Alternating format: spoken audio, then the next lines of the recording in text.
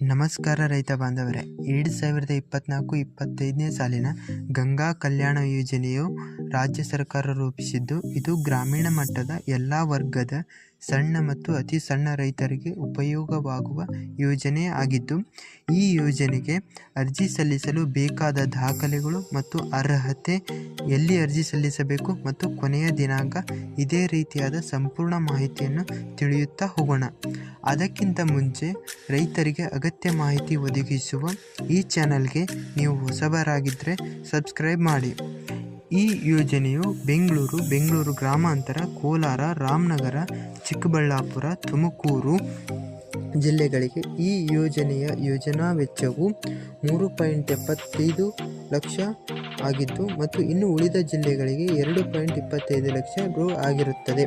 ಇನ್ನು ಈ ಯೋಜನೆಯ ನಾವು ಅರ್ಹತೆ ನೋಡಬೇಕಾದರೆ, ಅರ್ಜಿದಾರರು ಸರ್ಕಾರಿ ಆದೇಶದಲ್ಲಿ ವಿವರಿಸಿದಂತೆ ಧಾರ್ಮಿಕ ಅಲ್ಪಸಂಖ್ಯಾತ ಸಮುದಾಯಕ್ಕೆ ಸೇರಿದವರಾಗಿರಬೇಕು. ಪ್ರತಿಯೊಬ್ಬ ಫಲಾನುಭವಿಯು 1 ಎಕರೆ 20 ಗುಂಟೆಯಿಂದ 5 ಎಕರೆ ಒಣಭೂಮಿ ಹೊಂದಿರಬೇಕು. ಇನ್ನು ಮಲೆನಾಡು ಜಿಲ್ಲೆಗಳಾದ ಕೊಡಗು, ದಕ್ಷಿಣ ಕನ್ನಡ, ಉಡುಪಿ, ಉತ್ತರ ಕನ್ನಡ, ಶಿವಮೊಗ್ಗ, ಹಾಸನ ಜಿಲ್ಲೆಗಳು ಕನಿಷ್ಠ 1 ಎಕರೆ ಭೂಮಿ ಹೊಂದಿರಬೇಕು.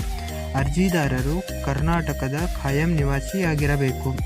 ಅರ್ಜಿದಾರರು ಸಣ್ಣ ಮತ್ತು ಅತಿ ಸಣ್ಣ ಹಿಡುವಳಿದಾರರ ಆಗಿರಬೇಕು. ಎಲ್ಲ ಮೂಲಗಳಿಂದ ಕುಟುಂಬದ ಆದಾಯವು 6 ಲಕ್ಷ ಮೀರಿರಬಾರದು.